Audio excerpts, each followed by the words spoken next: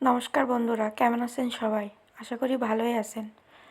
আমি আজকে তেলাপিয়া মাছের ভুনা করব ধনিয়া পাতা দিয়ে। তার জন্য মাছগুলো কেটে বেছে সুন্দর করে পরিষ্কার করে ধুয়ে নিছি। মাছটা রান্না করার জন্য যে যে মশলা লাগবে আমি এখানে সেগুলো নিয়ে নিছি। রসুন নিছি, এখানে পেঁয়াজ নিছি, এখানে কাঁচা লঙ্কা, এখানে ধনিয়া পাতা, এখানে আদা।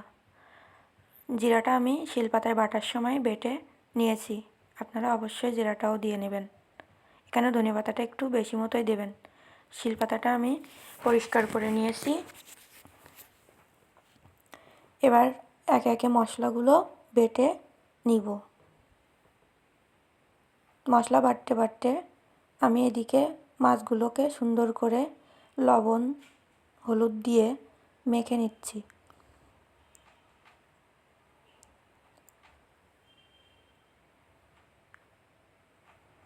এখানে আপনারা মাছের সাথে হালকা শুকনো লঙ্কাও ব্যবহার করতে পারেন। এখানে মশলাগুলো সবগুলোই রেডি হয়ে গেছে। এখানে জিরা বাটা, এখানে রসুন বাটা, এখানে আদা বাটা, এখানে ধনিয়া পাতা বাটা, এখানে কাঁচা লঙ্কা আর পেঁয়াজ কুচি।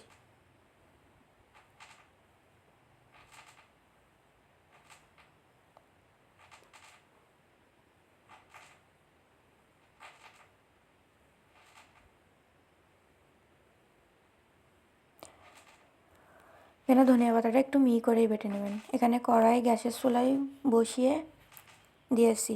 চুলাটা অন করে কড়াইটা গরম হলে এখানে কাঁচা সরিষার তেল দিয়ে দিলাম। আপনারা এখানে সাদা তেলও ব্যবহার করতে পারেন, কিন্তু সরিষার তেলে এই রান্নাটা একটু বেশি স্বাদ আসে। আমার কড়াইটা কালো, আমার কড়াইটার একটু সমস্যা আছে, ভিতরে মাজলে পরে মাছটা উঠে না। তার জন্য আমি কড়াইটা মাজি না। এর জন্য কেউ হাসাহাসি করবেন না। দেখুন আমার তেলটা প্রায় গরম হয়ে গেছে। তেলটা গরম হয়ে গেলে এরপর আমি মাছগুলো দিয়ে একে একে ভেজে সুন্দর করে লাল করে উঠিয়ে নেব। এই ধনিয়া পাতা দিয়ে তেলাপিয়া মাছের রেসিপিটা যারা তেলাপিয়া মাছ খেতে চায় না, পছন্দ করে না, তাদের জন্য খুবই হেল্পফুল। কারণ এই মাছটার গন্ধটাই বোঝা যায় না। মাছটা এভাবে লাল লাল করে ভেজে নেবেন।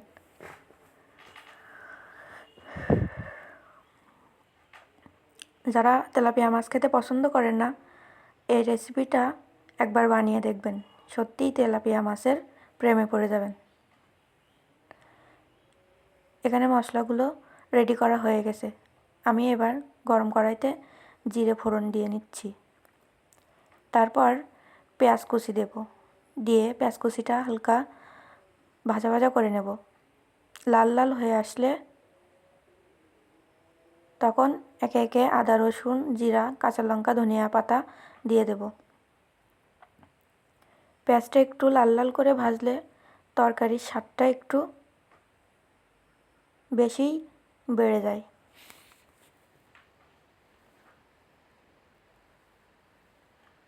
আমি এখানে কাউকে রান্না শেখাচ্ছি না, আমি যেভাবে রান্না করি সেটাই দেখাচ্ছি। ভিডিও করাটা আমার শখ, তাই আমি ভিডিও করি এবং আপনাদের মাঝে শেয়ার করি। আপনাদের যদি কারোর ভালো না লাগে দয়া করে ভিডিওটা এড়িয়ে যাবেন, কিন্তু কেউ আজে বাজে কমেন্ট করবেন না। দেখুন আমার পেঁয়াজগুলো প্রায় ভাজা শেষের দিকে লাল লাল হয়ে গেছে। এবার আমি এখানে এক এক করে রসুন বাটা, আদা বাটা, লঙ্কা বাটা, ধনিয়া পাতা, জিরে বাটা দিয়ে নেব। দিয়ে হালকা কাঁচা মশলাগুলোর কাঁচা গন্ধ চলে গেলে হালকা জল দিয়ে সুন্দর করে কষিয়ে নেব।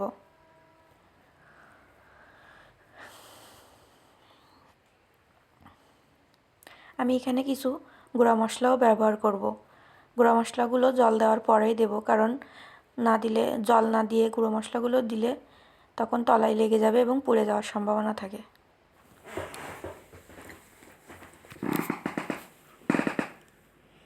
আমি এখানে হলুদ গুঁড়া দিয়ে নিলাম, পরিমাণ মতো লবণ দিয়ে নিলাম, দিলাম ধনিয়া গুঁড়া এবং হালকা গরম মশলার গুঁড়া। আপনারা চাইলে গরম মশলার গুঁড়াটা কষানোর সময়, মশলা কষানোর সময় স্কিপ করে যেতে পারেন।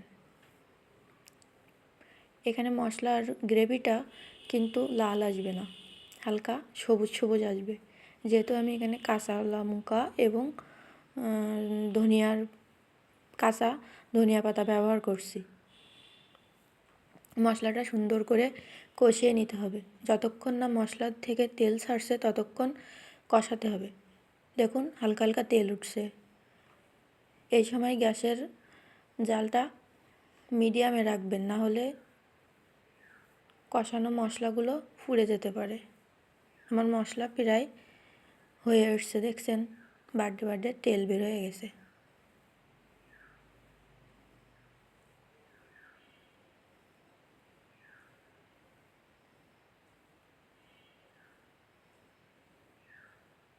আমি এবার মাছগুলো দিয়ে দেব।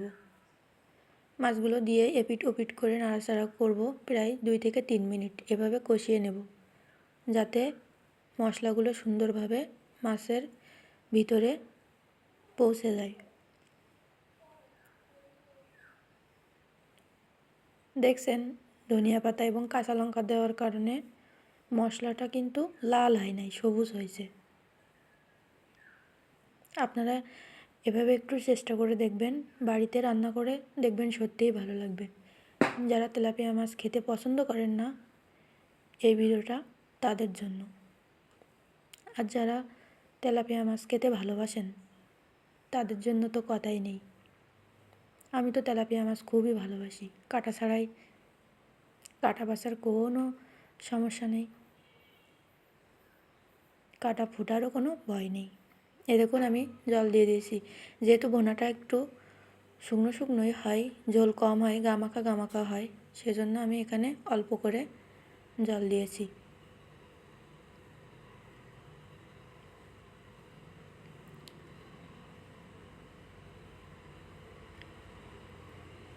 দেখুন আমার তরকারিটা ফুটছে।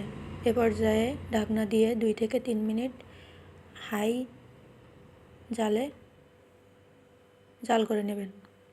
এখানে আমি পরিমাণ মতো হলুদ গুঁড়া ব্যবহার করে নিলাম,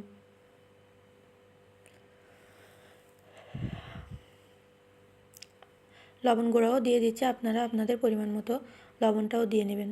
এ দেখুন আমার তরকারিটা প্রায় শেষের দিকে, উপর দিয়ে তেল ভাসা শুরু করছে এবং গ্রেভিটা কেমন সবুজ সবুজ এসছে। আমি এখানে নামানোর 1 মিনিট আগে গরম মশলার গুঁড়া ব্যবহার করে নিলাম। আপনারাও এখানে নামানোর 1 থেকে 1.5 মিনিট আগে গরম মশলা দিয়ে নেবেন, দিয়ে হালকা জালে কিছুক্ষণ জাল করে নেবেন।